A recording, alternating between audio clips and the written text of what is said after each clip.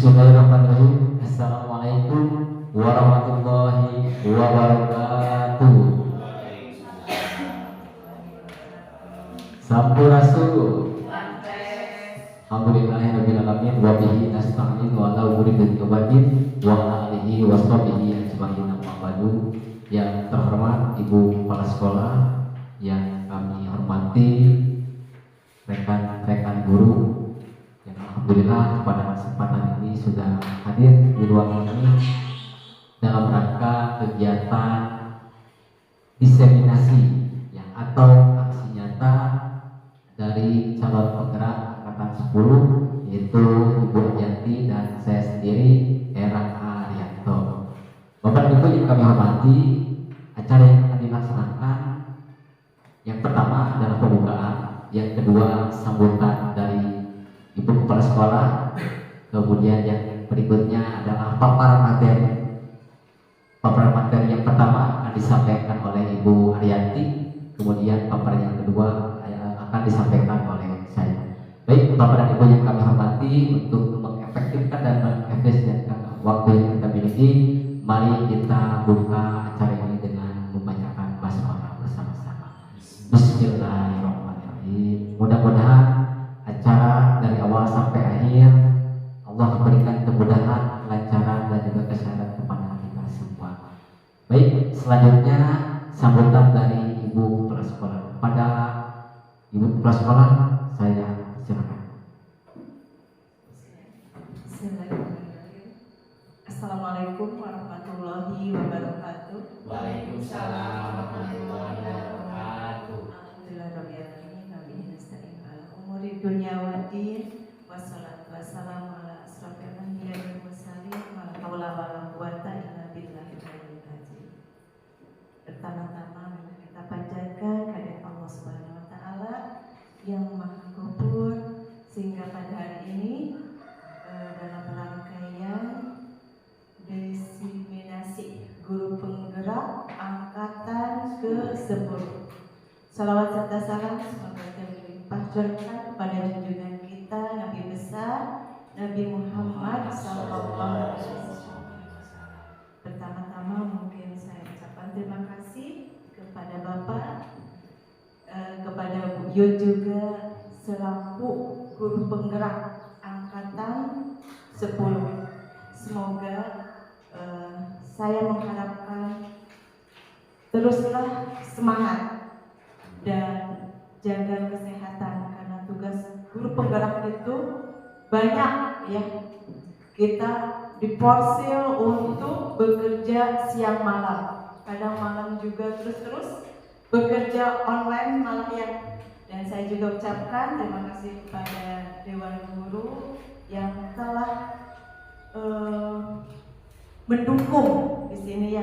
Kalau saya pribadi, alhamdulillah mendukung sekali. Alhamdulillah di Cirendam ini, di SD Cirendam ada guru penggerak ya.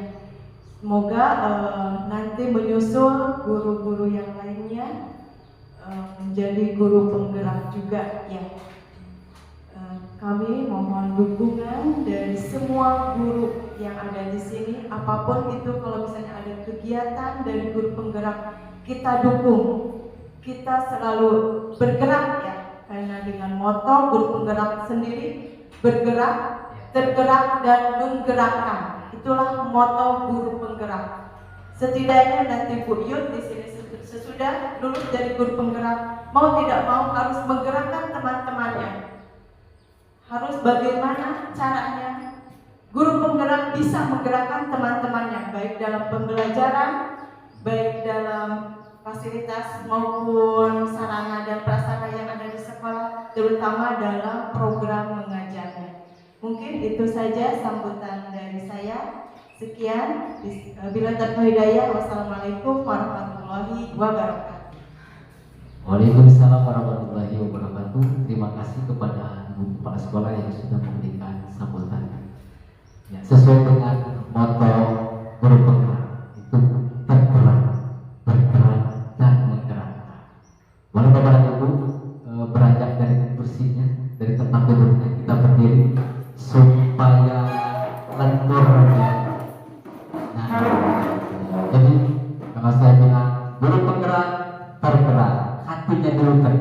kitanya dulu tergerak. Jadi sebelum menggerakkan orang lain, tentu kita sendiri yang harus tergerak begitu ya. Bergerak, bergerak, bergerak, menggerak begitu ya. Sudah hafal Bapak Ibu? Sudah hafal? Mana suaranya? Halo. Hai. Oke. Biar semangat ya. Guru penggerak, bergerak, bergerak, menggerakkan. Sekali lagi. Guru penggerak, bergerak, bergerak, menggerakkan. Boleh tepuk tangan untuk kita semua. Nah, mungkin saya persilakan kepada Ibu Yanti untuk menyampaikan materi. Baiklah, Assalamualaikum warahmatullahi wabarakatuh. Waalaikumsalam warahmatullahi wabarakatuh. Selamat siang Ibu Bapak. Siap. Apa kabarnya hari ini? Alhamdulillah. Luar biasa.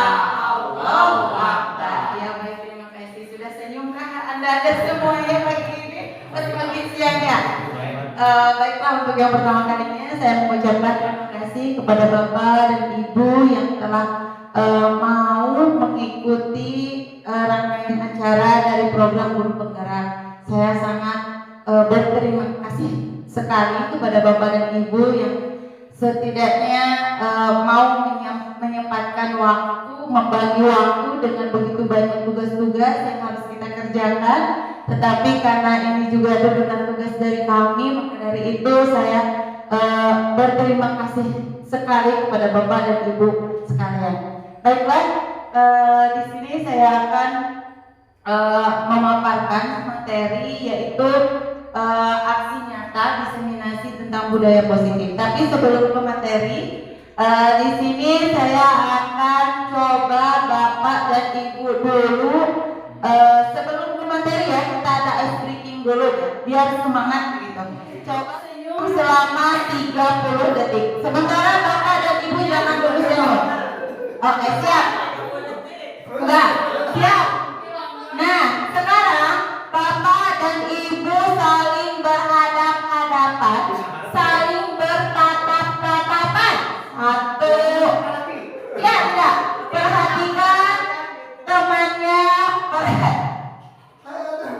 perhatikan lawan temannya yang paling depan. Oke, lihat. Ada apakah di situ? Ada belekah atau ada bulu matanya yang lepas? Bisa tidak selama 30 menit melawan 30 detik ya? 30 detik. Senyum. Siap. 1, 2, 3, tahan.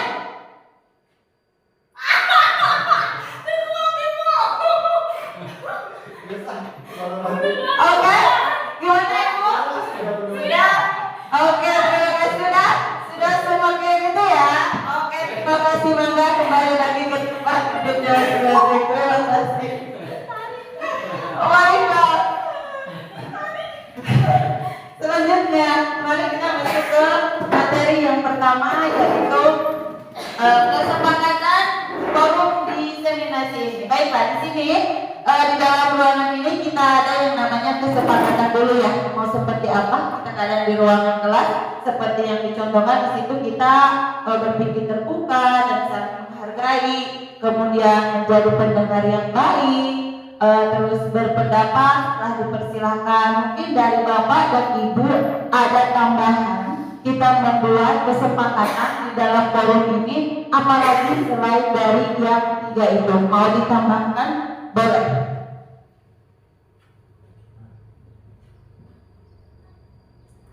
Maka ditambahkan Bapak Ibu. Apa misalkan boleh? Boleh makan minum nggak? Boleh? Boleh. Ya.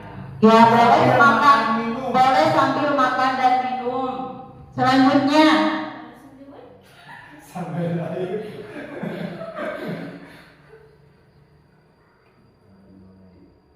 Kan. selanjutnya, ayo selain diperbolehkan makan dan minum, apalagi Bu? Setelah kegiatan ini ruangan harus bisa misalkan kayak gitu. Apa sudah saja? Ditambah cukup saja? Cukup saja. Oke, baiklah. Jadi kesepakatan forum diskusi ini berarti tadi kita sudah ditambahkan antaranya yaitu kita boleh makan dan minum, tapi tidak berisik gitu ya. Oke. Baiklah, selanjutnya. Nah, oke, baiklah di sini Bapak dan Ibu, seorang guru yang baik itu harus memiliki kemampuan dalam mewujudkan budaya positif di sekolah. Budaya positif tersebut dapat dijalankan dengan menerapkan konsep-konsep inti seperti yang pertama ada perubahan paradigma belajar, kedua disiplin positif, kemudian nilai-nilai kebajikan, yang keempat kebutuhan dasar manusia, yang kelima motivasi perilaku manusia, yang keenam posisi kontrol restitusi, yang ketujuh keyakinan sekolah atau keyakinan kelas, dan yang kedelapan adalah segitiga restitusi. Masuk kita ke yang pertama yaitu perubahan paradigma belajar. Pembelajaran dengan paradigma baru merupakan pembelajaran yang dirancang berdasarkan prinsip pembelajaran diferensiasi, sehingga peserta didik belajar sesuai dengan kebutuhannya berdasarkan tahap perkembangan sesuai teori psikologi modern untuk mewujudkan profil pelajar Pancasila. Selanjutnya yaitu miskonsepsi tentang teori kontrol. Bapak dan Ibu bisa lihat sendiri di situ. Ilusi guru mengontrol murid. Kemudian ada ilusi bahwa semua penguatan positif, efektif dan bermanfaat. Kemudian ilusi bahwa kritik dan membuat rasa bersalah mampu menguatkan karakter. Ilusi bahwa orang dewasa itu berhak untuk memaksa. Nah, selanjutnya ada stimulus respon lawan teori konkret kontrol atau paradigma tentang dunia. Di sini ada stimulus respon tentang dunia, yaitu realitasnya kebutuhan kita itu sama, sementara pada teori kontrol itu realitasnya kebutuhan kita itu berbeda antara satu dengan yang lainnya, itu tidak sama. Nah, selanjutnya semua orang itu melihat hal yang sama, sementara menurut teori kontrol itu setiap orang itu memiliki gambaran-gambarannya yang berbeda. Setelah itu kita mencoba mengubah orang agar berpandangan sama dengan kita. Nah, kemudian kita berusaha memahami pandangan orang lain itu tentang dunia. Kan kita suka gitu ya, mencoba mengubah orang lain itu supaya berpandangan dengan kita itu sama gitu ya. Nah, sementara sekarang kita terbuka, ternyata dalam teori kontrol itu tidak seperti itu. Justru kita itu harus berusaha memahami pandangan orang lain tentang dunia.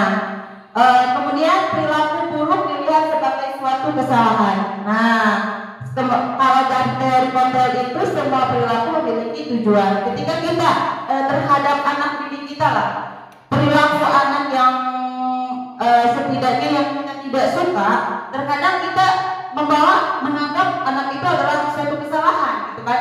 Seperti datang ke sekolah misalkan terlambat atau suka lari-lari di dalam ruangan kelas, itu kan merupakan suatu kesalahan. Tetapi pada teori kontrol ini kita semua perilaku itu memiliki tujuan. Nah, kita harus mengetahui kenapa sih anak di dalam kelas itu suka lari-lari begitu ya. Nah, disitulah kita harus mengetahui ada tujuan apa gitu ya. Kenapa si anak itu bisa ketika kita proses pembelajaran, anak itu malah lari-lari gitu ya. Nah, selanjutnya orang lain bisa mengontrol saya. Ya, kemudian dalam teori kontrol itu hanya Anda yang bisa mengontrol diri Anda sendiri. Tentu saja ketika kita berpendapat atau kita memiliki pandangan bahwa orang lain itu bisa mengontrol diri kita sendiri gitu. Tapi pada teori kontrol sebenarnya yang bisa mengondisikan kita, yang bisa mengontrol diri kita hanyalah diri kita sendiri begitu ya. Kemudian saya bisa mengontrol orang lain. Anda tidak bisa mengontrol orang lain. Tentu saja ketika di dalam respon, itu ada pemberi dan kita menerima gitu ya. Saya bisa mengontrol orang lain. Tidak mungkin saya di situ misalkan saya mengontrol yang namanya Bu Widi gitu ya kan. Bu Widi harus saya mengontrol dia gitu. Tapi pada kenyataannya saya tuh tidak dalam teori itu saya tidak bisa mengontrol orang lain sesuai dengan apa yang saya kehendaki, atau tidak mungkin ini harus saya gini, tidak mungkin kan gitu ya. Nah selanjutnya pemaksaan ada pada saat rujukan gagal, kolaborasi dan konsensus menciptakan pilihan-pilihan baru. Kemudian dalam yang terakhirnya yaitu model berpikir menang atau kalah. Dalam teori kontrol itu model berpikirnya menang dan menang. Nah baiklah, selanjutnya yaitu mengenai disiplin positif. Bapak dan Ibu mungkin tidak aneh ya ketika yang namanya ada disiplin positif, ada kata disiplin dan juga kata positif di situ. Nah untuk disiplin, kata disiplin itu berasal dari kata disiplina ya. Nah disiplina yang artinya belajar. Mungkin Bapak Ibu dalam pikiran Ibu kalau mendengar kata disiplin apa Pak? Bu? Taat aturan. Oke, yang lain. Ayo Bapak, Ibu, tambahkan ya. Kan sudah tidak aneh begitu ya kalau mendengar kata disiplin, kurang harus disiplin ya. Nah sementara kata disiplin itu apa gitu menurut Bapak dan Ibu? Tadi kata si Bapak bahwa disiplin itu adalah taat terhadap aturan. Berarti harus mematuhi semua begitu ya. Kayak misalkan kalau taat aturan berarti kalau di perjalanan jalan raya gimana Pak? Harus menggunakan helm, itu peraturan atau disiplin kita ya. Nah di sini disiplin itu berasal dari kata disiplina yang artinya belajar. Disiplin mengacu pada disiplin diri yang memiliki tanggung jawab terhadap apa yang dilakukannya berdasarkan nilai-nilai yang diyakini. Disiplin positif merupakan salah satu cara penerapan disiplin yang bertujuan untuk menumbuhkan kesadaran serta memberdayakan peserta didik tanpa imbalan penghargaan atau reward atau hukuman. Nah, kita kan di sekolah misalkan ya, yang namanya disiplin positif itu tadi adalah penerapan yang bertujuannya untuk menumbuhkan kesadaran. Contohnya kalau kita disiplin waktu aja deh gitu ya. Nah, ketika Bapak dan Ibu datang ke sekolah seharusnya jam 7 atau setengah 8, datang jam 8, itu merupakan sudah pelanggaran disiplin. Otomatis ke anak pun nanti akan apa? Ada gurunya juga mengikuti. Tapi ketika kita menyadari bahwa disiplin itu bukan untuk orang lain saja, tetapi diri saya sendiri yang akan memberikan pengaruh besar begitu ya. Selanjutnya Pak, nah sebagai pendidik tujuan kita adalah menciptakan peserta didik yang memiliki disiplin diri sehingga mereka berperilaku mengacu kepada nilai-nilai kebajikan universal dan memiliki motivasi intrinsik dalam perubahan perilaku ke arah yang lebih baik. Berarti di sini anak itu memiliki disiplin diri, mempunyai motivasi dalam dirinya untuk melakukan perubahan buat dirinya, bukan untuk orang lain gitu ya. Oke? Nah, selanjutnya tadi ada yang namanya nilai-nilai kebajikan di dalam budaya positif dan disiplin positif tadi. Nilai-nilai kebajikan yaitu, nah bisa Bapak perhatikan nilai yang disepakati bersama, lepas itu dari suku bangsa, agama, bahasa maupun latar belakangnya. Contohnya itu ada nilai kebajikan sesuai profil pelajar Pancasila, yaitu kita sudah tahu mungkin ya semuanya, yaitu beriman dan bertakwa kepada Tuhan Yang Maha Esa, kemudian berakhlak mulia, berkebinekaan global, gotong royong, mandiri, kreatif dan bernalar kritis. Kemudian untuk IBO-nya, Primary Years Programnya, ada toleransi, ada rasa hormat, integritas, mandiri, menghargai, antusias, empati, keingintahuan, kreatif, kerjasama, percaya diri, dan komitmen. Sementara untuk life skill-nya, yaitu keterampilan hidupnya, mereka berarti dapat percaya. Kemudian lurus hati sebagai pendengar yang aktif, tidak merendahkan orang lain, dan memberikan yang terbaik dari dalam dirinya sendiri. Nah, kebutuhan dasar manusia. Oke, di sini berarti kan kita sebagai manusia tentu adanya yang merupakan kebutuhan gitu ya. Kebutuhan dasar manusia itu diantaranya yaitu ketika seorang siswa atau murid melakukan suatu perbuatan yang bertentangan dengan nilai-nilai kebajikan atau melanggar peraturan. Hal itu sebenarnya dikarenakan mereka gagal memenuhi kebutuhan dasar mereka. Nah, kebutuhan dasar manusia di sini ada 5 kebutuhan dasar manusia. Yang pertama yaitu bertahan hidup, yang kedua kasih sayang dan rasa diterima, kemudian penguasaan, kebebasan, dan kesenangan. Dari kebutuhan dasar ini kita juga kan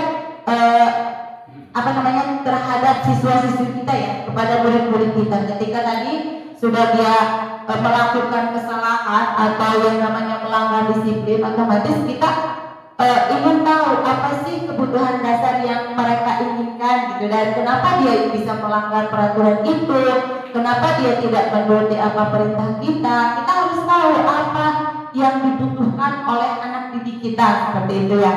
Nah, selanjutnya Pak, di sini ada contoh studi kasusnya. Saya ambilkan contoh, itu Bapak Rangha. Beliau adalah guru kelas 4, sedang bingung menghadapi ulah salah satu muridnya di dalam kelas yang bernama Fajril. Beberapa anak telah mengeluh kan Fajril yang seringkali meminta bekal makan siang mereka dengan paksa. Jika Anda menghadapi situasi seperti Bapak Rangha, apa yang akan Bapak dan Ibu lakukan? Menurut Anda atau Bapak, apa alasan Fajril melakukan itu? Nah, ini adalah salah satu contoh kasus yang ada di sekolahnya Pak Rangha. Mungkin selain dari kasus ini masih banyak kasus yang lain, seperti kalau di sekolah kita dia suka kalau datang terlambat itu tidak ya. Alhamdulillah di sekolah kita datangnya mereka tepat waktu. Tetapi yang sering itu adalah mereka di dalam kelas misalkan lari-larian untuk anak-anak di bawah kelas dasar, kelas rendah, kemudian mencontek, itu ya termasuk salah satu bisa diangkat sebagai kasus. Nah, kita harus tahu kenapa anak itu melakukannya gitu. Kenapa anak bisa lari-lari ketika kita belajar menyampaikan materi pelajaran, tapi anak ada yang tidur, kemudian tidak memperhatikan, mengobrol, makan-makan. Itu jangan disalahkan dulu terhadap anaknya.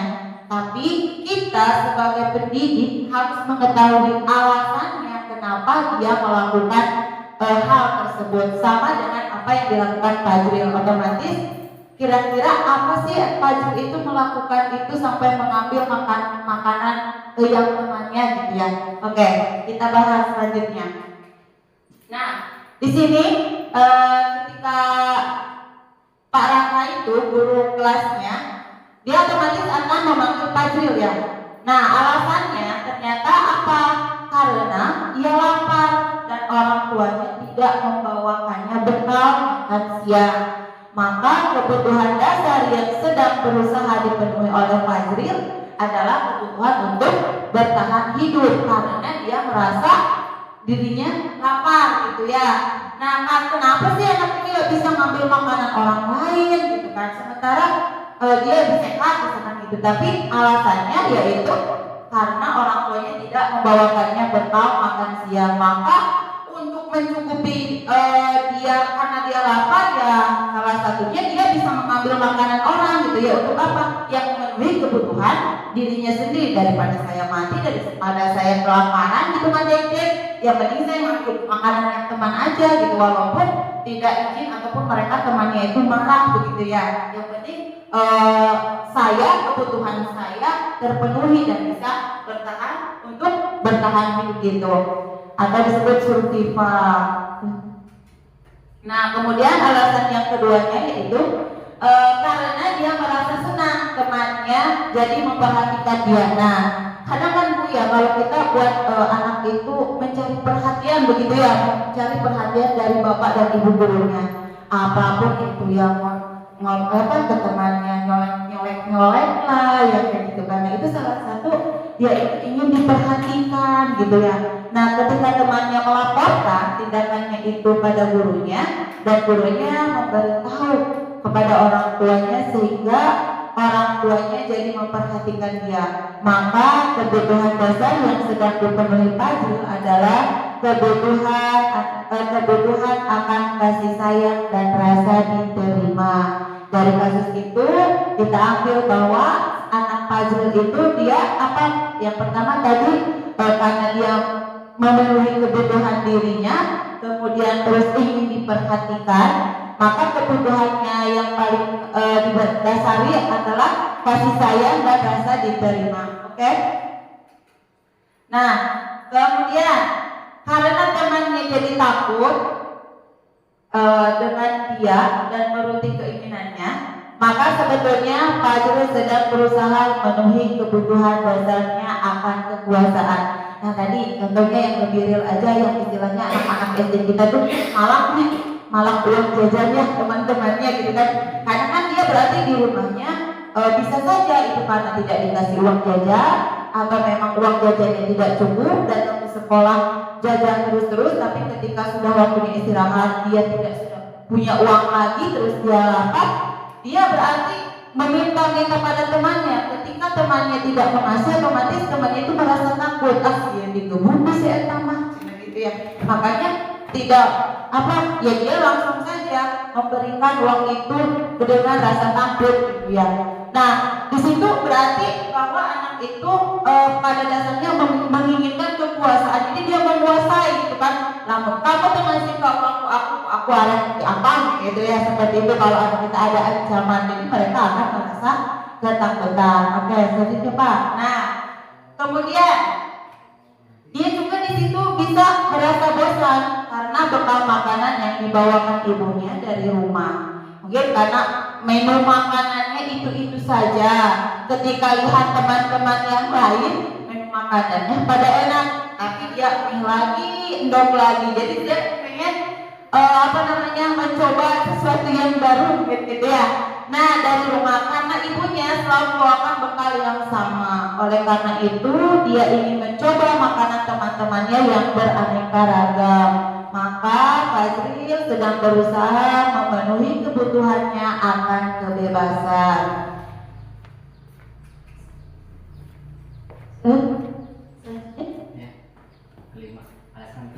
Alasan yang kelima.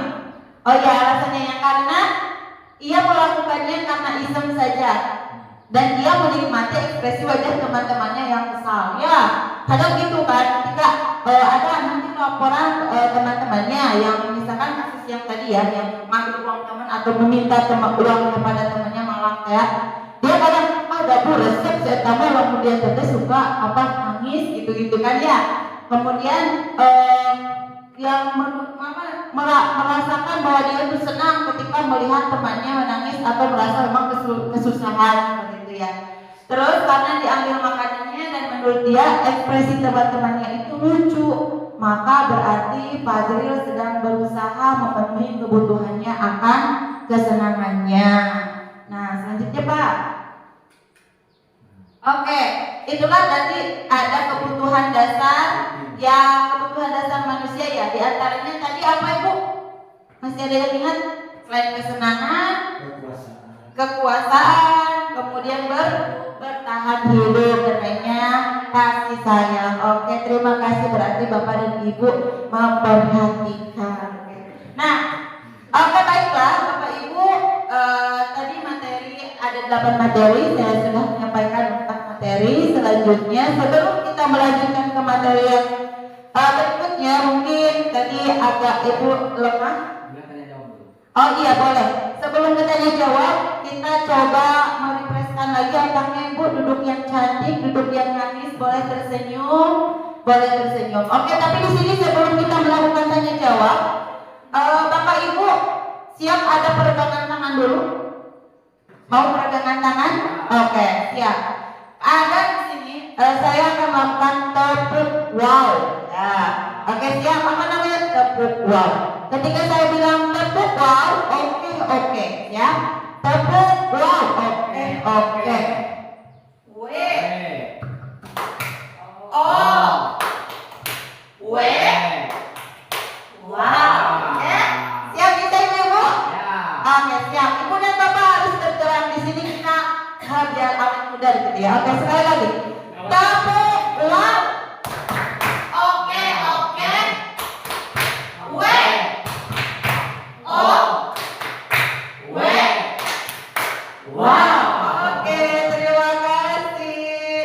Oke, selanjutnya pertanyaan atau sesi diskusi. Maka Bapak Ibu pilih ada yang mau dipertanyakan atau mau yang sekiranya kita sharing saja, mungkinnya bukan untuk bertanya tapi sharing apa yang mungkin Bapak bisa mengatakan, oh iya ternyata saya selama ini pun salah gitu ya. Boleh ada memberikan tanggapan, bukan hanya pertanyaan saja tapi boleh menanggapi dari pemaparan dari materi yang tadi. Oke, Mangga, siapa? Apa Bu pakai? Ya Ibu, saya ingin bertanya ya. Maksudnya kan tadi itu kan saya jelaskan, jadi intinya setiap anak mungkinnya begitu. Jadi kan tadi katanya nggak ada yang namanya masa kayak jadi anak berbuat salah itu pasti ada alasannya karena tadi berapa 5 kebutuhannya tidak terpenuhi. Misalkan kalau merebut makanan berarti dia kekurangan kasih sayang. Kan otomatis kalau kita, jadi intinya pasti ada sebab akibat mungkin gitu ya. Nah yang ingin saya tanyakan itu kan gimana sih caranya kita nanya ke anaknya gitu sikapnya. Jadi misalkan kamu nanya kemana Ibu? Jadi intinya nanyanya misalkan ke anak itu misalkan cara apa sih pendekatannya lah gitu ya, supaya kita itu tahu si anak itu kenapa sih. Nah cara pendekatannya itu kayak bagaimana gitu. Ya terima kasih. Oke, tepuk tangan Bapak Ibu. Oh berarti Ibu perhatikan. Oke baik. Tadi memang betul sekali. Memang apa namanya ketika anak melakukan sesuatu ada sebab dan akibatnya. Nah, jadi pendekatan apa sih yang seharusnya atau supaya kita itu tahu apa kebutuhan yang dia butuhkan gitu ya, kebutuhan anak itu. Memang sama saya juga gitu ya. Ketika anak apa sih anak itu melakukan yang hal kayak gini gitu kan ya, apa ya alasannya. Terkadang tadi kan kita yang pertama boleh memanggil dulu anaknya ketika istirahat lah atau di luar jam pelajaran, jangan ketika jam pelajaran. Karena apa? Otomatis ketika kita memanggil anak, orang yang lain tidak boleh tahu. Kenapa? Karena ada nanti yang namanya dia malu gitu ya. Nah, hal yang saya lakukan gitu ya, mungkin ada lagi versi nanti rekan saya yang akan lebih rinci lagi, ada lagi di materi selanjutnya kenapa ada sebab itunya. Kalau saya ketika anak itu melakukan kesalahan, saya amati dulu. Ketika saya amati dari cara dia sikapnya atau tingkah lakunya, setelah itu baru saya pendekati kalau istilahnya empat mata kayak gitu ya, atau face to face gitu ya, membicarakan kenapa sih nak, apa yang kamu rasakan gitu kan. Nah setelah itu kan kita harus tahu dulu nih karakter anaknya itu seperti apa gitu, apakah memang itu benar-benar memang real, emang dia hanya ingin apa namanya pengen diperhatikan. Nah seterusnya saya menanyakan, bisa memanggil, berdua ngobrol secara tapi tidak mengintimidasi begitu ya, tanpa ada gitu. Makanya kita memanggilnya dengan lembut, dengan kasih sayang. Manggil, kenapa anak bisa melakukan seperti itu, kenapa alasannya, kamu kenapa, di rumah ada apa. Nah setelah kadang anak itu suka bercerita dengan sendirinya gitu kan, mengalir gitu. Nah, setelah itu, setelah kita mengetahui nanti ada penjelasan dari anak tersebut, kita bisa aja yang namanya home visit itu yang berkunjung ke orang tuanya. Kita lihat latar belakang dari keluarganya, ada apakah di keluarganya seperti apa, gitu kan.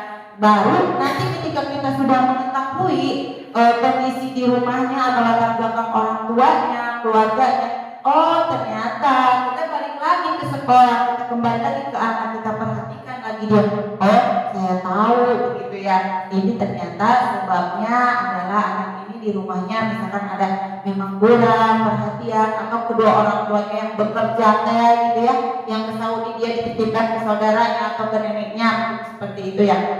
Gimana? Jelas?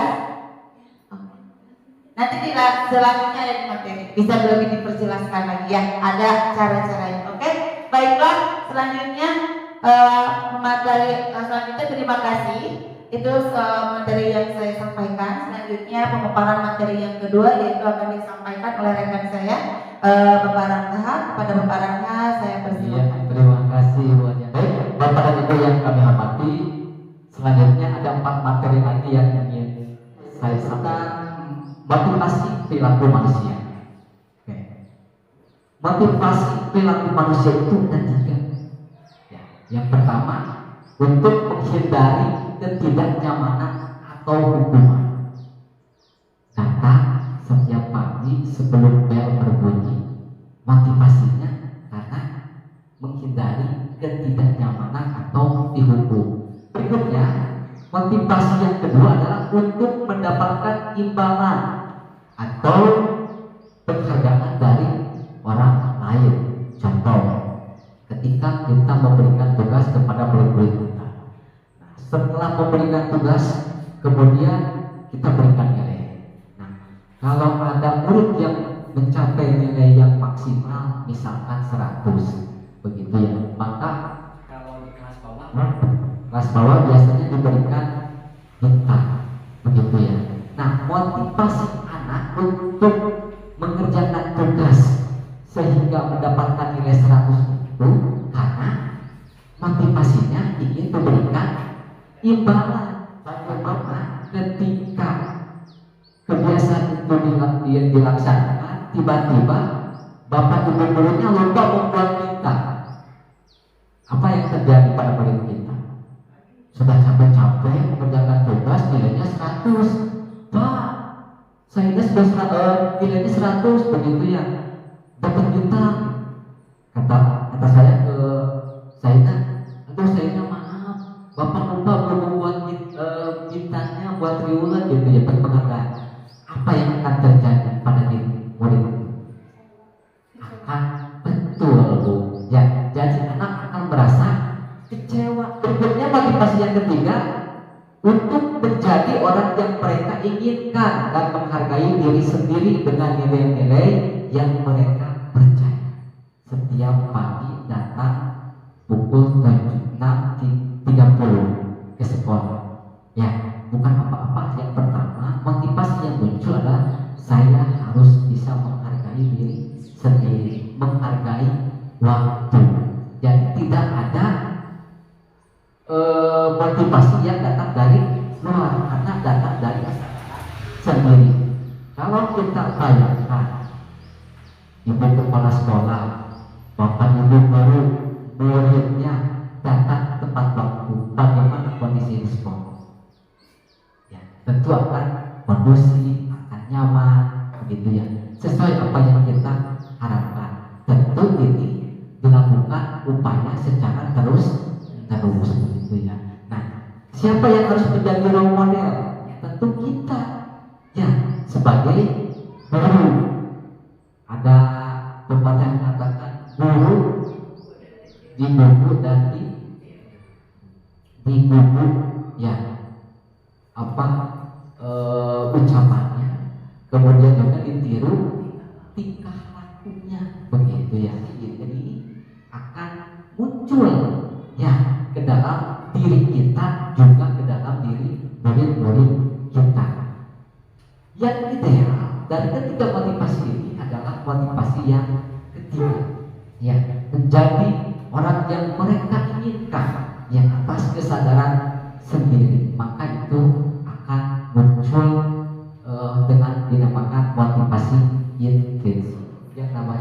hukuman, kemudian konsekuensi, kemudian ada restitusi. Kalau hukuman itu Bapak Ibu tidak terencana, ya tiba-tiba, contoh ketika Bapak dan Ibu memberikan materi, tiba-tiba ada anak yang lari-lari. Saking gemesnya Bapak dan Ibu ya, saking kesal begitu ya, karena perilaku murid yang satu ini juga mengganggu yang lain, maka Bapak dan Ibu akan memberikan hukuman. Nah itu sifatnya tiba-tiba, jadi spontan. Sini nak atau biasa, sini kamu bukan ya, lari-lari kenapa bukan, terus apa itu ya. Nah itu sifatnya tidak terencana. Kemudian yang berikutnya, murid tidak tahu apa yang akan terjadi karena tidak dilibatkan. Ya, murid tidak tahu ketika murid melakukan sebuah kesalahan, melakukan sebuah pelanggaran, dia tidak tahu apa yang sesungguhnya akan terjadi pada diri. Ya, karena apa? Karena hukuman itu sifatnya tiba-tiba, tidak ada kesepakatan di awal. Ya, kalau di awal nanti kalau membuat kesepakatan awal, ketika membuat kesepakatan awalnya misalkan datang tepat waktu, konsekuensinya apa, itu akan ketahuan begitu ya. Nah seperti itu. Baik, kemudian bersifat satu arah. Kenapa bersifat satu arah? Karena ini yang menentukan adalah guru itu sendiri begitu ya, tidak melibatkan murid begitu ya. Kemudian berupa hukuman fisik atau psikis. Fisik ya tadi seperti push-up misalkan ya, atau sholat membersihkan WC misalkan begitu ya, atau dijewer. Nah itu sesungguhnya tidak diperkenankan Bapak Ibu begitu ya. Atau psikis itu bisa dengan verbal begitu ya, dengan ucapan ahli begitu, kamu ini dan sebagainya begitu ya. Otomatis anak akan shock begitu ya ketika menerima perlakuan dari gurunya seperti itu. Lanjut Bapak Ibu, ada yang dinamakan dengan konsekuensi. Nah ini berbeda dengan hukuman ya. Kalau konsekuensi ini sifatnya terencana dan disepakati oleh guru dan murid begitu ya. Tetapi tetap murid itu merasa tidak nyaman. Kenapa? Karena guru akan selalu memonitor murid, kemudian juga tugas-tugasnya dan sebagainya itu akan selalu dimonitor oleh gurunya begitu ya. Nah beda halnya dengan restitusi Bapak dan Ibu. Restitusi ini adalah proses menciptakan kondisi bagi murid untuk memperbaiki kesalahan ya. Kemudian proses kolaborasi yang mengajarkan murid untuk mencari solusi sendiri. Contoh, tadi ada murid yang berlari-lari atau naik meja kemudian dibagi. Nah, kenapa tadi lari-lari? Teman-teman kamu tadi nulis begitu ya. Itu pun dengan bahasa yang lemah lembut, yang santun. Kenapa kamu tadi lari-lari? Ya sama saja begitu ya. Gestur, mimik pun itu akan berpengaruh begitu ya. Nah, kenapa tadi kamu lari-lari begitu ya? Nah, seperti itu ya. Kemudian apakah sudah sesuai dengan keyakinan kelas kita? Baik Bu, saya akan bertanggung jawab menghormati orang lain begitu ya. Nah, ketika mengganggu orang lain berarti kan tidak menghormati orang lain ya. Saya akan menghormati, menghargai orang lain. Itu adalah bentuk solusi. Jadi solusinya itu dicari oleh murid sendiri ya. Karena restitusi ini adalah menyampaikan pertanyaan-pertanyaan sehingga murid itu mencari solusinya sendiri begitu ya, dengan pertanyaan-pertanyaan pemati. Baik, setelah itu Bapak dan Ibu, posisi kontrol restitusi ya. Nah, yang pertama adalah guru sebagai penghukum. Tadi sebagai penghukum ya, ketika ada murid yang melakukan kesalahan ya, kemudian juga tidak mentaati peraturan, maka posisi penghukum. Ya. Kemudian yang kedua, guru sebagai pembuat merasa bersalah.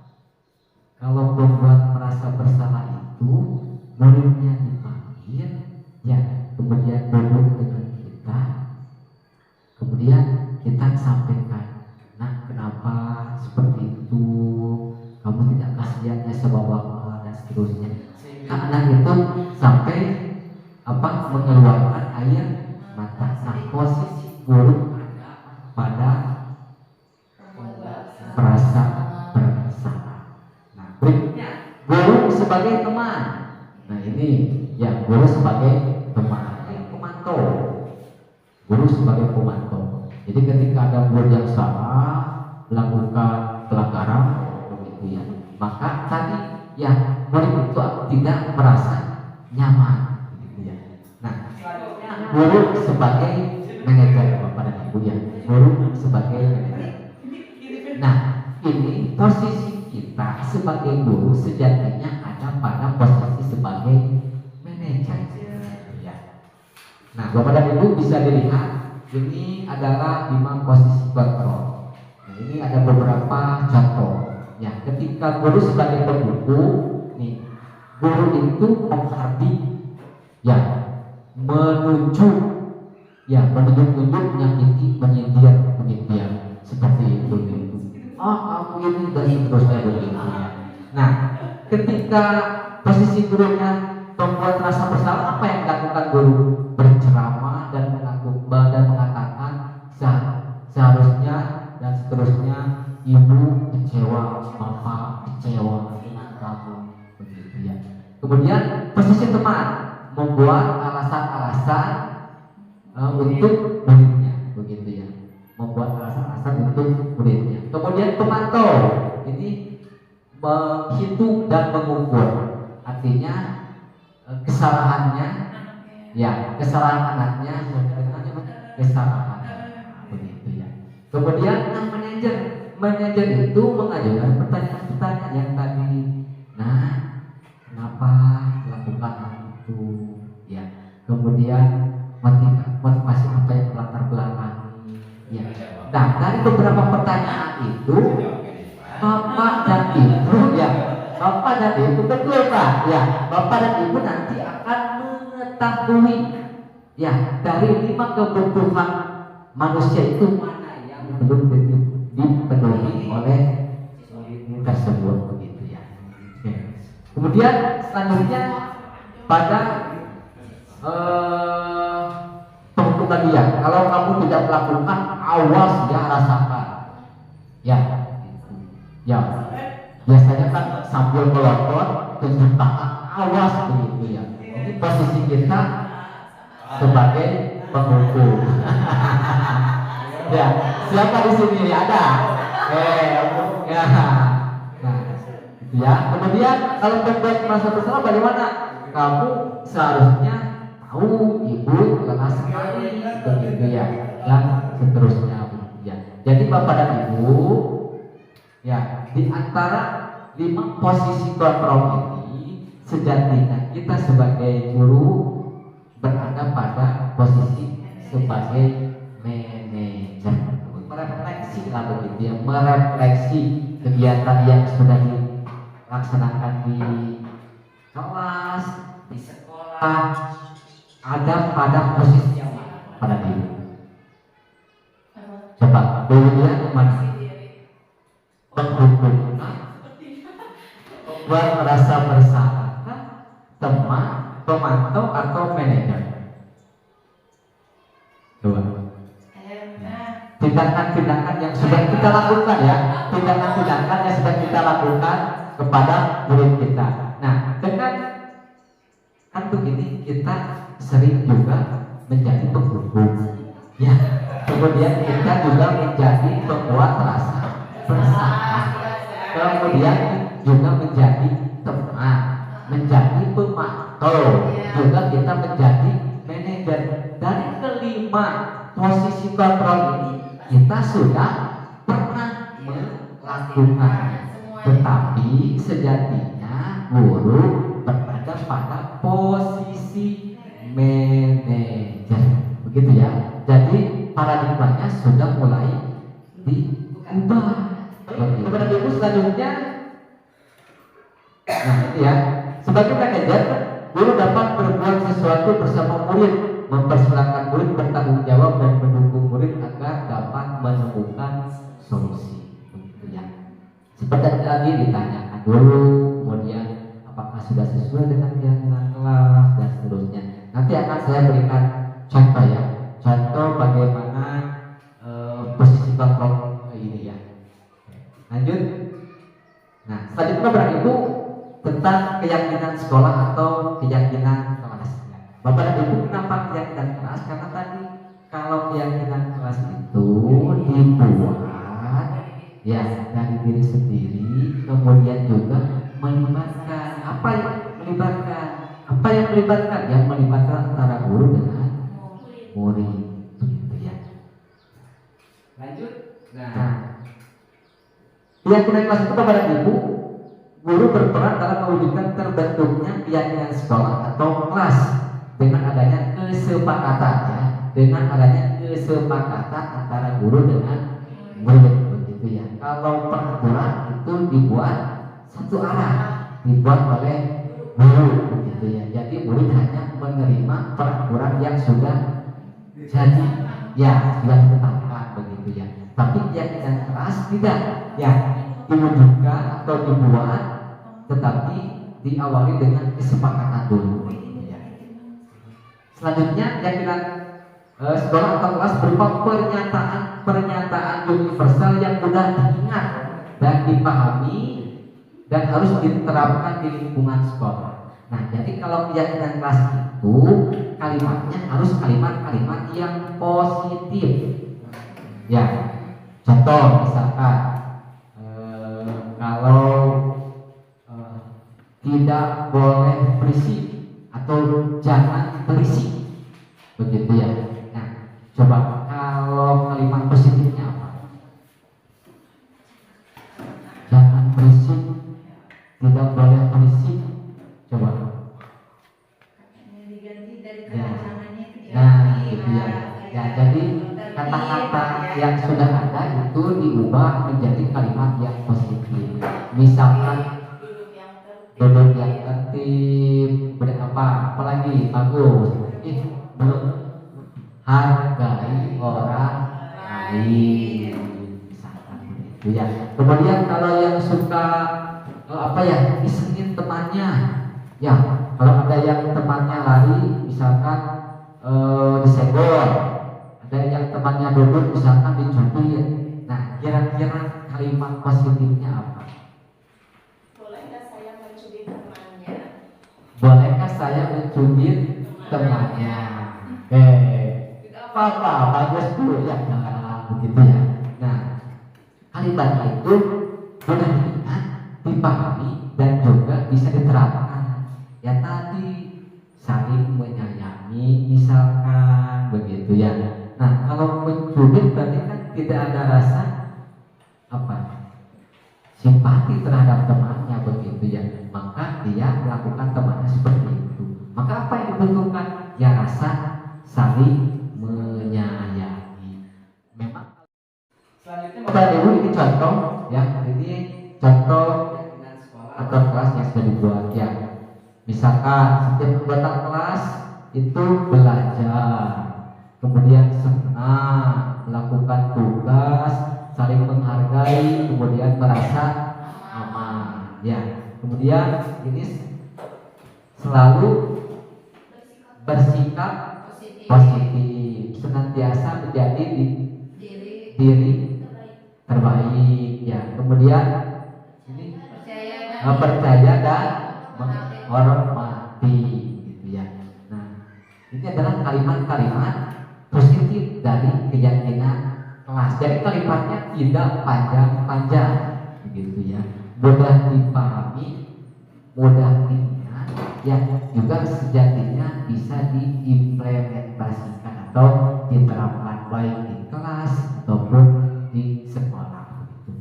Baik, Bapak dan Ibu, selanjutnya yaitu segitiga restitusi. Nah, ini akan menjawab pertanyaan dari Bu Mili tadi ya. restitusi? Restitusi adalah proses menciptakan kondisi bagi murid untuk memperbaiki kesalahannya sendiri. Ya, kemudian sehingga mereka bisa kembali pada kelompok mereka dengan karakter yang lebih baik. Ini bagi murid untuk memperbaiki kesalahan mereka, begitu ya. Tadi kalau Bu Ayanti tadi kan dengan humanis dipanggil dan seterusnya, begitu ya. Itu pun salah satu teknik, begitu, teknik untuk menggali informasi dari murid. Apa sih yang sesungguhnya kebutuhan dasar yang belum dipenuhi oleh murid kita. Baik Bapak dan Ibu, nah ada 3 tahapan dalam segitiga restitusi. Yang pertama yaitu menstabilkan identitas, ya. Yang kedua validasi tindakan yang salah. Kemudian yang ketiga adalah menanyakan keyakinan. Ya. Nanti akan saya berikan contohnya. Nah, menstabilkan identitas ini Bapak dan Ibu dilakukan berdasarkan prinsip bahwa membuat kesalahan adalah bagian dari proses pembelajaran, ya, yang nantinya akan menggeser identitas gagal ke arah identitas sukses. Contohnya, wajar kalau kamu melakukan kesalahan, ya. Tidak ada seorang manusia pun yang tidak pernah melakukan kesalahan, begitu ya. Dan seterusnya itu banyak sekali contoh-contohnya. Nah ini contoh masih di menstabilkan identitasnya. Berbuat salah itu hal yang manusiawi, ya. Kemudian tidak ada manusia yang sempurna. Itu yang dikatakan kita kepada murid, ya. Ketika memanggil murid yang melakukan kesalahan atau melakukan pelanggarannya. Nah, tidak ada manusia yang sempurna. Wajar kalau kamu melakukan kesalahan. Bapak pun ya pernah melakukan kesalahan, begitu ya. Jadi kalimat yang digunakannya seperti itu, ya, yang halus, yang lembut, yang ramah, yang humanis, juga dengan ekspresi yang menyejukkan, begitu ya. Nah, kalau Pak Eko nih Pak, kalau mereka ekspresinya seperti itu, saya kurang tahu ya, apakah bahasanya lembut tetapi mimiknya tetap seperti itu, karena itu karakter barangkali seperti itu ya. Tetapi saya dari dalam dirinya akan melakukan posisi kontrol sebagai manajer gitu ya. baik kepada Ibu selanjutnya. Nah, ada kalimat begini, kita pasti bisa menyelesaikan permasalahan ini, begitu ya. Ketika melakukan kesalahan, kemudian juga melakukan pelanggaran, kita pasti bisa menyelesaikan masalah. Artinya nanti akan ada solusi ya atas permasalahan yang ada. Kemudian Bapak Ibu tidak tertarik untuk Bapak atau Ibu tidak tertarik untuk mencari tahu siapa yang benar, siapa yang salah, begitu ya. Tetapi Bapak Ibu lebih tertarik untuk menyelesaikan masalah. Jadi ketika masalahnya sudah terjadi, Bapak dan Ibu itu pada posisi tidak tertarik mencari siapa yang benar, siapa yang salah pada masalah yang dihadapi. Tetapi Bapak dan Ibu akan mencari atau menyelesaikan masalah tersebut. Misalkan berkelahi, ya, kalau berkelahi pasti 2 orang, Pak, begitu ya. Ketika A dan B itu berkelahi, biasanya kita siapa yang duluan? Yang betul, kan begitu. 2 anak, ya berbicara tuh. Satu orang, Bapak tanya kamu, berarti kamu yang menjawab. Kamu diam dulu, ya. Seperti ditanya, jadi seperti ini jawabannya, seperti ini, begitu ya. Tetapi Bapak dan Ibu tidak melakukan itu, ya. Tetapi kalau dalam rangka menggali informasi boleh saja, begitu ya. Tetapi Bapak dan Ibu juga dalam rangka untuk menyelesaikan masalah itu sendiri. Baik Bapak dan Ibu, kalau kamu menyalahkan dirimu sendiri secara terus-menerus, apakah kamu bersikap baik pada dirimu sendiri? Ya, maka dia akan menyadari. Ya, menyadari apa? Apakah saya tidak menyayangi diri saya sendiri? Ya, sehingga melakukan hal tersebut. Selain merugikan orang lain, dia juga merugikan dirinya sendiri. Dampak yang dilakukan berdampak pada dirinya juga berdampak bagi orang lain. Begitu Bapak Ibu. Ya. Baik, selanjutnya Bapak Ibu, validasi tindakan. Ini yang kedua ya. Yang kedua adalah validasi tindakan yang salah. Validasi tindakan yang salah dilakukan berdasarkan prinsip bahwa setiap perilaku berupaya memenuhi suatu kebutuhan tertentu, ya. Kemudian sehingga guru atau orang tua akan bergeser dari pemikiran stimulus respon menjadi proaktif, ya. Serta akan lebih mengenali dan mengakui kebutuhan murid atau ini adalah foto saya ketika melakukan validasi tindakan yang sama, ya. Nanti ada videonya Bapak Ibu ya. Kemudian, nah, apa yang dilakukan oleh kita? Yang pertama, nih, kamu pasti punya alasan mengapa kamu melakukan itu, ya. Kemudian, apa yang penting bagi kamu ketika jalan-jalan mengganggu orang lain? Apakah itu penting bagi kamu? Begitu ya pertanyaan. Kemudian kamu boleh tetap berusaha menjaga sikap itu, tapi tambahkan sikap yang lain yang baru. Contohnya tadi mengganggu, jadi menghormati, menyayangi temannya, begitu ya. Selanjutnya, maukah kamu belajar cara lain untuk mendapatkan yang kamu butuhkan tanpa harus memarahi atau mendorong, atau bahkan misalkan memukul? Ya, contoh ketika murid A dengan B, murid B mengambil pensil atau menyembunyikan pensil milik A, tiba-tiba murid A ini marah ke murid B karena pensilnya disembunyikan. Ada tidak perilaku yang lain yang sejatinya tidak memarahi, mendorong atau memukul? Ada tidak Bapak Ibu? Ya, contohnya bertanya dengan baik, misalkan, Faisal, kamu lihat nggak pensil saya? Pensil saya hilang atau kemana ya? Gitu. Ya, padahal dia tahu pensilnya disembunyikan oleh temannya itu. Jadi bagaimana pada posisi ini kita bisa menahan begitu ya? Lanjut Bapak dan Ibu. Yang ketiga adalah menanyakan keyakinan. Nah, menanyakan keyakinan dilakukan dengan memberi pertanyaan-pertanyaan yang bermakna ya kepada murid atau yang kita percaya di sekolah kita. Ya tadi misalkan saling menghargai, saling menghormati, kemudian juga jujur, toleransi. Nah, apakah ketika ada anak yang sama sudah sesuai dengan keyakinan kelas kita? Misalkan yang kelas mana yang dilarang? Tidak menghormati orang lain atau menghormati orang lain. Ya, jadi tadi kembali kepada kalimat positif, kalimat yang digunakan kalimat-kalimat yang positif. Kemudian kelas yang ideal itu seperti apa sih? Ya, nah ini pertanyaannya akan diberikan kepada murid kita. Ya, karena murid kita sudah melakukan hal-hal yang melanggar aturan atau tidak sesuai dengan keyakinan kelas. Jadi tanyakan, kelas yang dia tuh kamu seperti apa sih? Gitu. Oh, yang kelasnya tertib, kemudian kelasnya itu tenang, nyaman, kemudian ketika belajar itu tidak lari-lari, begitu ya. Nah, kalau begitu, apakah kamu melanggar dengan keyakinan kelas?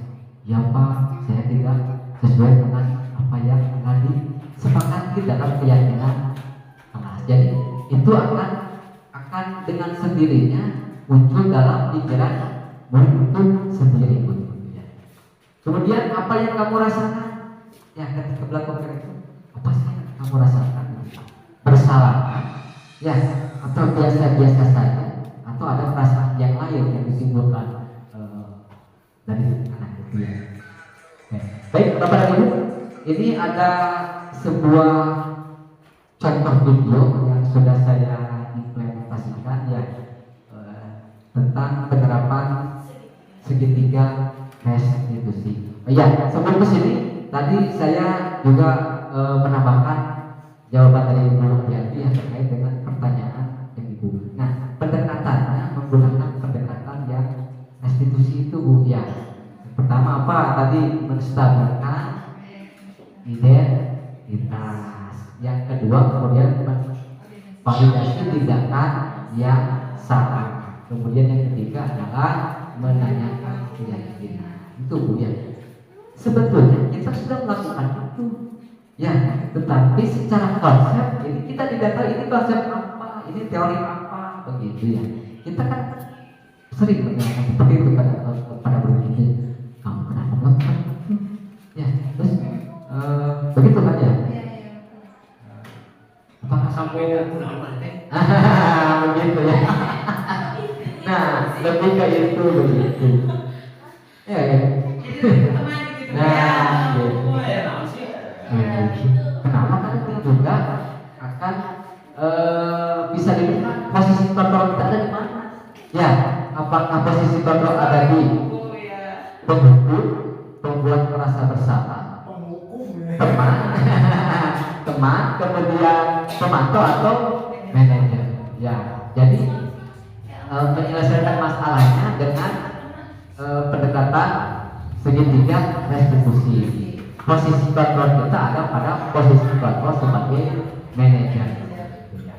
Baik Bapak dan Ibu, itu barangkali kunci ya tambahan jawaban tadi dari Pak ya. Baik, ini ada sebuah video. Punten Bu, ya diputar.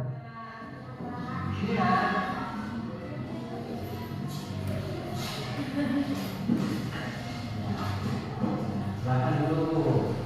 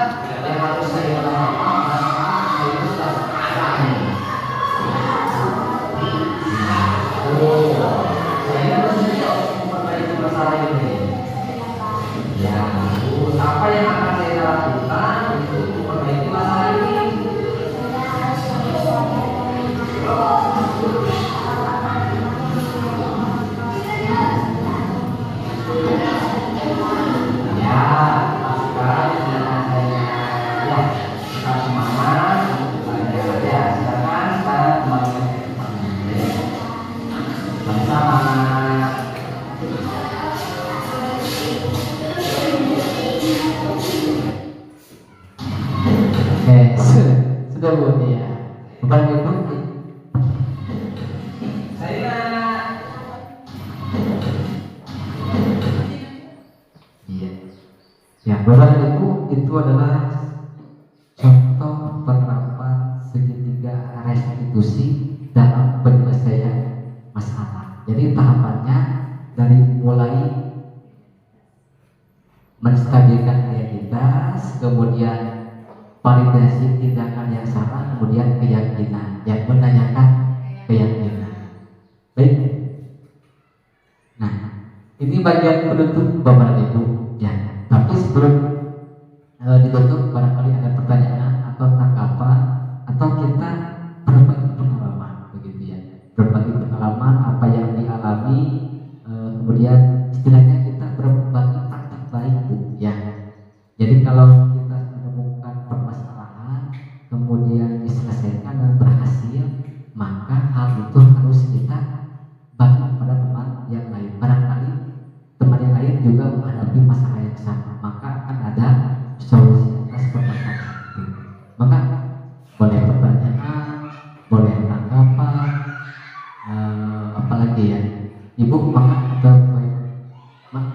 maka untuk tadi menanggapi masalah keyakinan kelas ya. Untuk keyakinan kelas. Halo. Kalau untuk keyakinan kelas, apa bedanya sama kesepakatan kelas? Apakah keyakinan? Soalnya kalau dulu itu mendengar itu kesepakatan kelas ya. Waktu pertama sih emang peraturan kelas ya. Kemudian kesininya berubah menjadi kesepakatan kelas. Kita itu antara anak sama guru dan anak membuat kesepakatan kelas di kelas masing-masing. Kemudian sekarang ini baru ya ada keyakinan kelas gitu ya. Apakah itu maksudnya sama atau apa berbeda keyakinan kelas itu bentuknya? Jadi itu saja yang bisa saya sampaikan. boleh tepuk tangan untuk Ibu kepala kita yang luar biasa ya. Apakah ada perbedaan antara kesepakatan kelas dengan keyakinan? Pada dasarnya dua hal yang harus disepakati bersama. Ya, Bapak dan Ibu begitu ya. Mau peraturan, mau kesepakatan, mau keyakinan kelas. Bedanya keyakinan kelas ini didasari dari nilai-nilai kebajikan yang diyakini. Begitu ya. Tadi menghormati, kemudian apalagi menghargai, toleransi, jujur dengan menggunakan kalimat-kalimat yang positif ya. Itu Bu ya. Jadi perbedaannya itu ya antara kesepakatan kelas dengan keyakinan kelas. Yang kalau datang terlambat, yang akan datang terlambat dan tepat waktu saja berarti sudah bertanggung jawab gitu ya. Itu barangkali ya. Mudah-mudahan tidak cukup puas Bu begitu ya. Sehingga nanti kita bisa kembali untuk belajar ya. Karena sebagai guru kita harus menjadi pembelajar sepanjang hayat begitu ya. Maka Bapak Ibu ada pertanyaan yang lain lagi atau tanggapan begitu dari paparan materi dari Ibu Alianti, dari saya begitu ya. Jadi sejatinya Bapak dan Ibu tugas aksi nyata ini hanya satu submodul ya. Jadi satu submodul, satu modul ya. Jadi dari modul 1.4 ya. Nah, dari modul 1 ini ada 3 sebetulnya, ada 4 ya, ada 4. Hanya untuk aksi nyatanya tidak diunggah di LMS. Jadi itu dikerjakan di kan ada istilah dudet Bu, dudet ya. Ketika dudetnya ini dudetnya tanggal 15 ya, tanggal 15. Ketika tanggal 15 ini belum diunggah ke LMS, ya tidak apa-apa sebetulnya. Tapi nanti barangkali ada pengurangan nilai. Itu nilainya maksimal 80. Ya ini pun kita durasi minimal 60 menit minimal ya. Jadi rentang waktunya itu 60 sampai dengan 120 menit. Nah, itu. Kenapa demikian? Karena harapan kami juga bisa leluasa menyampaikan materi, kemudian juga ada interaksi dan juga ada komunikasi dua arah gitu ya.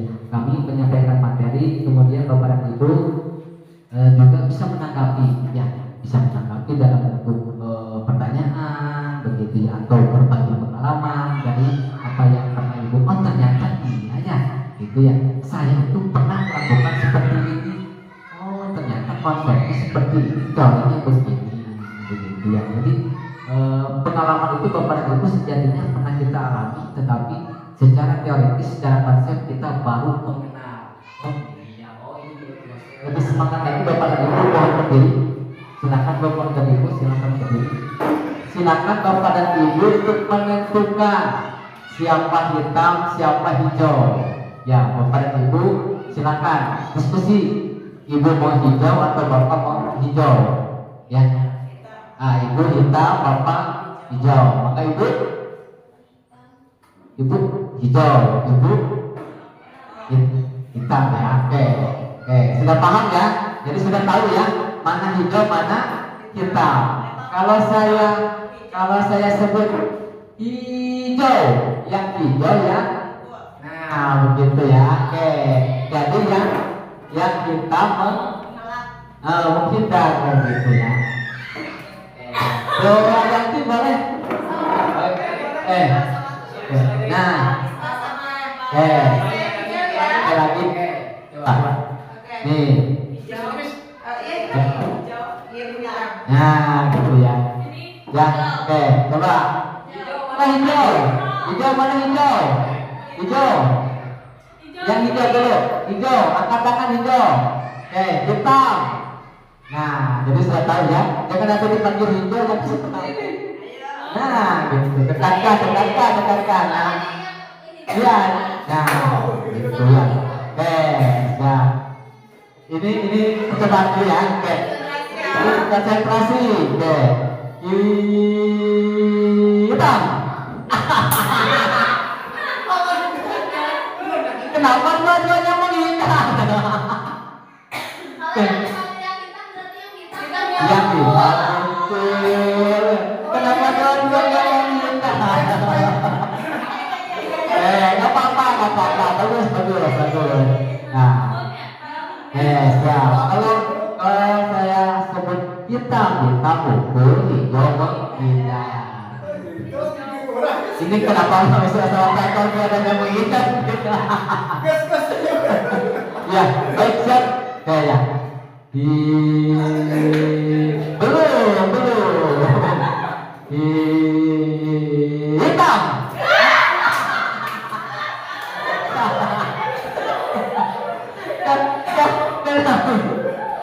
Aduh.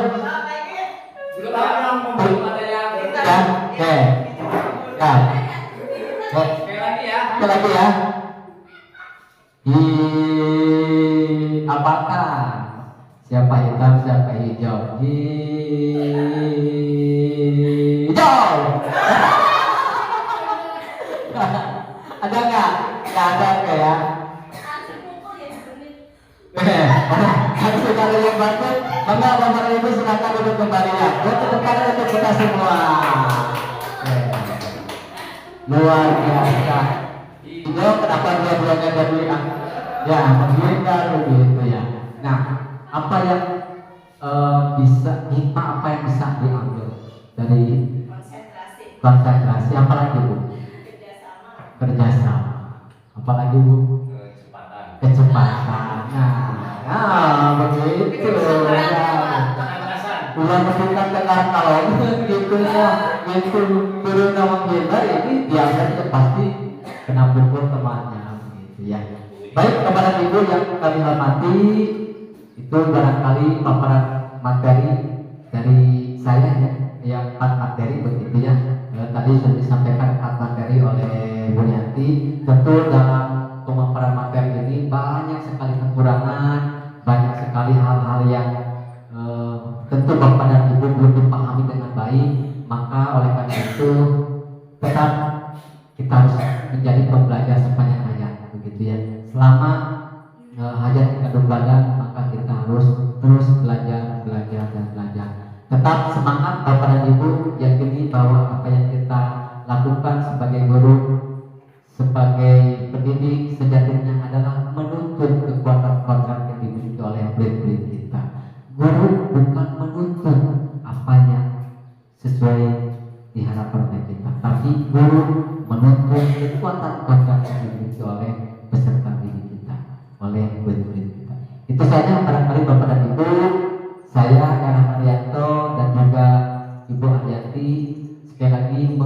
mengucapkan terima kasih yang sebanyak-banyaknya atas kehadiran, kerjasama, partisipasi Bapak dan Ibu. Saya akhiri dengan Ucapan wabillahi taufiq wal hidayah. Wassalamualaikum warahmatullahi wabarakatuh. Waalaikumsalam warahmatullahi wabarakatuh.